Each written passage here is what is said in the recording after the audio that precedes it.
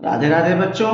देखिए मैं आज आप लोगों के लेकर आया हूँ जीवाओं का बहिर्छेदन प्रमेय, जो कक्षा 10वीं के महाराष्ट्र बोर्ड के विद्यार्थियों के लिए यह बोर्ड की परीक्षा में 3 अंक और 2 अंक की कृति के लिए पूछा जाता है।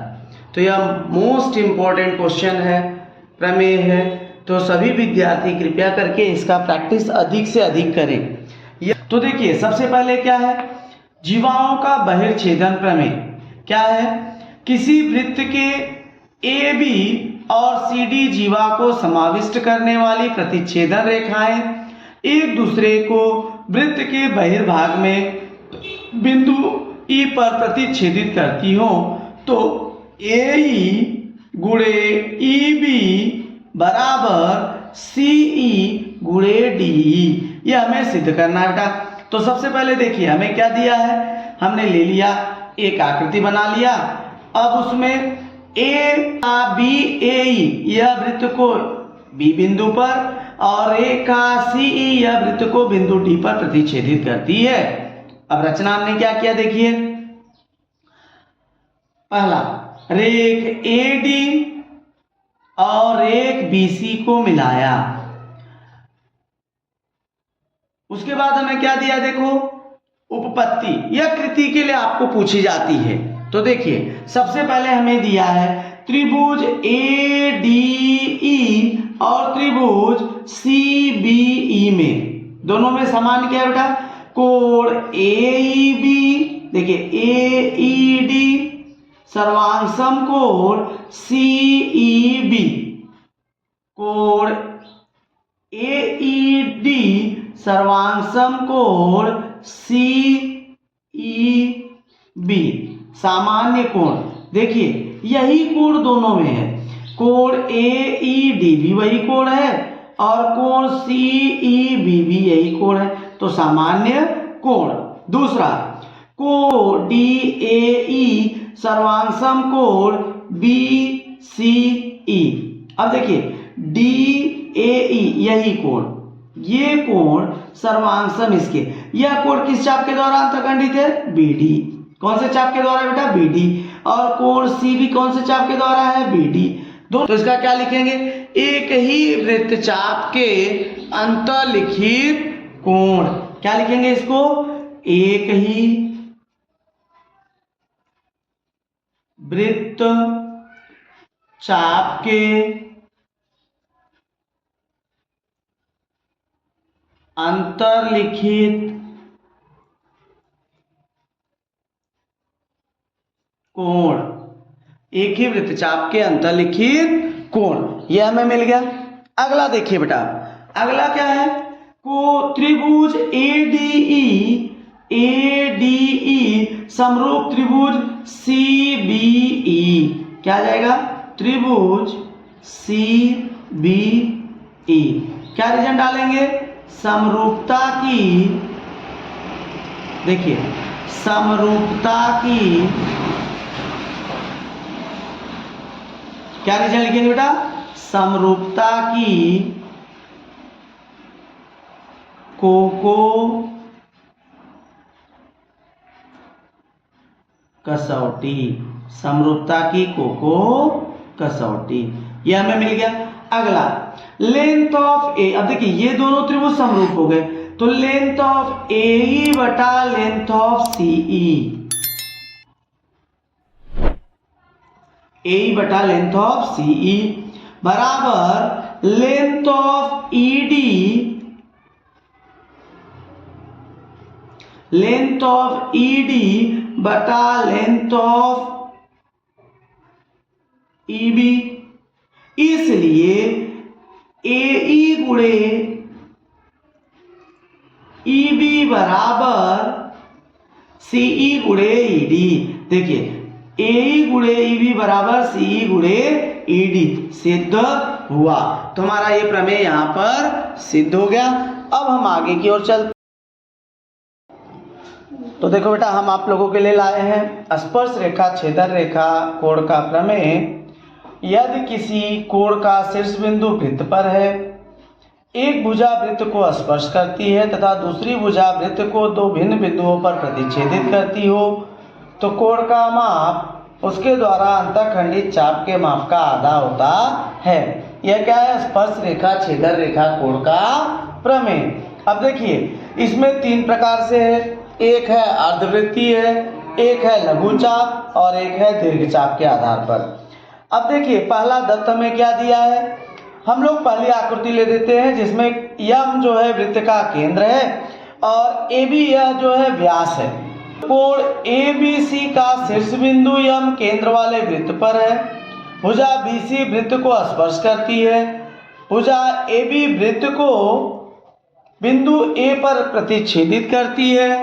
चाप ए डी बी कोण ए बी सी द्वारा अंतःखंडित चाप है। इस प्रकार से हमें दिया है बेटा कि देखिए इसमें क्या क्या दिया है, कोण ए बी सी का शीर्ष बिंदु जो है यम केंद्र वाले वृत्त पर है। भुजा बी सी यह वृत्त को स्पर्श करती है। भुजा ए बी वृत्त को बिंदु ए पर प्रतिच्छेदित करती है। भुजा ए बी जो है वृत्त को बिंदु ए पर क्या कर रही है? प्रतिच्छेदित करती है। चाप ए डी बी यह कोण ए बी सी द्वारा अंतःखंडित चाप है। यह हमें दत्त में दिया है बेटा। अब दूसरा देखिए इसमें क्या है, साध्य। कोण ए बी सी बराबर 1/2 माप चाप ए डी बी, यह हमें सिद्ध करना है। इस प्रमेय को सिद्ध करने के लिए हमारे पास तीन संभावनाएं हैं। तो हम पहली संभावना लेते हैं। देखिए जो दो चाप ए बी जो है वृत्त को दो समान भागों में बांटता है। देखिए पहला क्या है, माप कोण ए बी सी के एक भुजा पर है। देखिए इस आकृति के अनुसार वृत्त का केंद्र यम यह कोण ए बी सी के एक भुजा ए बी पर है। तो कोण ए बी सी बराबर कोण ए बी सी जो है कितना हो जाएगा बेटा? 90 अंश। कोण ए बी सी बराबर 90 अंश। देखिए ए बी जो है बी एम क्या है? त्रिज्या है। बी सी स्पर्श रेखा, तो कोण ए बी सी बराबर 90 स्पर्श रेखा प्रमेय से। इसलिए चाप ए डी बी यह एक अर्धवृत्त है। ए डी बी क्या है बेटा? अर्धवृत्त है। तो माप चाप ए डी बी बराबर 180 अंश। यह हमारा चाप के माप की परिभाषा से अर्धवृत्तीय चाप का माप 180 अंश होता है। यह हमारा दूसरा हो गया। अब कथन 1 और 2 से हमारा कोण ए बी सी कितना है? 90 अंश। माप चाप ए डी बी कितना है बेटा? 180 अंश। इसलिए कोण ए बी सी बराबर 1/2 माप चाप ए डी बी, ये हमें मिल गया। अब दूसरा देखिए आकृति सेकेंड वाले आकृति में हम देख रहे हैं कि केंद्र यम कोण ए बी सी के बाएं भाग में है। देखिए यम जो है कोण ए बी सी के बाएं भाग में है। त्रिज्या ए एम और त्रिज्या बी एम खींचा, ए एम और बी एम खींचा।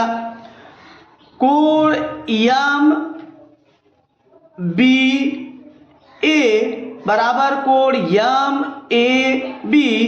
क्यों?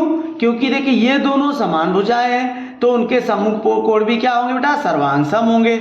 समद्विबाहु त्रिभुज प्रमेय। उसी प्रकार कोण एम बी सी बराबर 90 अंश। क्यों? स्पर्श रेखा त्रिज्या प्रमेय। ये हमारा हो गया। तो देखो बेटा अब हमें क्या आ गया कि माना कोण एम बी ए बराबर कोण एम ए बी एक्स अंश ले लिया और कोण ए बी सी बराबर वाई अंश ले लिया। अब इसलिए कोण ए एम बी बराबर 180। त्रिभुज के तीनों कोणों के मापों का योगफल क्या होता है बेटा? 180 अंश। तो 180 में से हमने क्या किया? कोण एम ए बी और कोण एम बी ए को घटा दिया। तो क्या हो जाएगा? कोण ए एम बी बराबर 180 माइनस यक्स, ये माइनस यक्स बराबर 180 माइनस 2x। तो कोण यम बी सी बराबर कोण यम बी ए प्लस कोण ए बी सी। इसलिए कोण यम बी सी बराबर यक्स प्लस वाई। तो यक्स प्लस वाई हमारा हो गया 90 अंश। तो 2x प्लस 2y बराबर 180 अंश। इसलिए त्रिभुज ए एम बी में 2x प्लस कोण ए एम बी बराबर 180 अंश। इसलिए 2x प्लस 2y प्लस बराबर 2x प्लस देखिए 2x प्लस 2y बराबर भी 180 अंश और 2x प्लस कोण ए एम बी बराबर भी 180, यानी ये दोनों क्या हो गए बेटा, बराबर हो गए। तो 2x प्लस 2y बराबर 2x प्लस कोण A M B, 2x cancel, इसलिए 2y बराबर कोण ए एम बी। तो y बराबर कोण ए एम बी बटा 2 से कर दिया दोनों पक्षों में भाग। तो कोण y बराबर ए बी सी बराबर 1/2 माप चाप ए डी बी, क्योंकि माप कोण ए एम बी बराबर माप चाप ए डी बी, केंद्रीय कोण का माप संगत चाप के माप के बराबर होता है। अब हम अपने तीसरे पे चलते हैं। देखिए तीसरा हमें शर्त दिया है कि यदि क्या है, देखिए कि माप कोण ए बी सी बराबर दीर्घ कोण है 1/2 माप चाप ए डी बी। सबसे पहले देखिए क्या दिया है कि किरण बीसी की विपरीत किरण, अब देखिए बीसी इस तरफ है, इसको कौन सी किरण काट रही है, ए बी। तो यहां आ जाएगा किरण ए बी, यह किरण बीसी की विपरीत किरण है। अब कोण ए बी ई बराबर क्या है बेटा, कोण ए बी ई बराबर, देखिए कोण ए बी ई बराबर 1/2 माप, देखिए ए बी ई। अब यह जो है किसके द्वारा कट रहा है बेटा, कोण ए बी ई बराबर 1/2 माप चाप ए एफ बी, क्या हो जाएगा, माप चाप ए एफ बी, ये मिल गया। हमने कथन 2 में सिद्ध किया कि कोण ए बी बराबर 1/2 माप चाप ए एफ बी बराबर, इसलिए 180 माइनस, अब देखिए बेटा कोण A B C A B E plus कोण ए बी सी बराबर 180 अंश, ये क्या हो गया, रैखिक युगल कोण। तो 180 अंश माइनस कोण ए बी सी, कोण ए बी सी, क्यों, क्योंकि कोण ए बी ई प्लस कोण ए बी सी बराबर 180 अंश, रैखिक युगल कोण। कोण ए बी ई प्लस कोण ए बी सी बराबर 180 अंश, तो कोण ए बी ई बराबर 180 माइनस कोण ए बी सी, ये मिल गया हमें। अगला स्टेप देखिए, कोण 180 माइनस, अब माप चाप ए एफ बी, अब ए एफ बी क्या है बेटा, कोण A B C.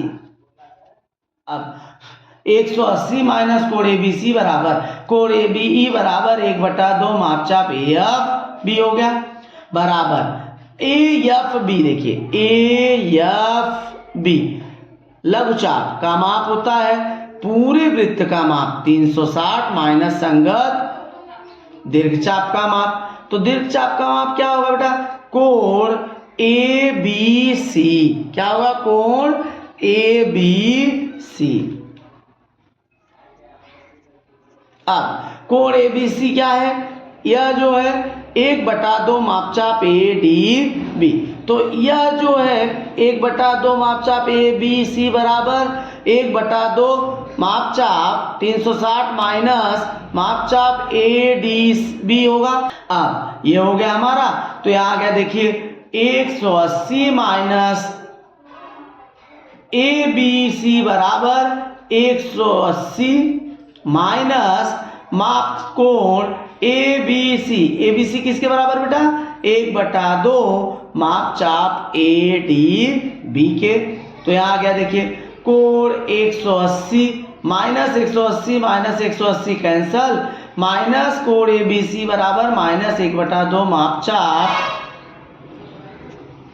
A D B minus minus cancel कोण ए बी सी बराबर 1/2 माप चाप ए डी बी। तो इस प्रकार से हमारा तीसरा जो है पूर्ण हुआ।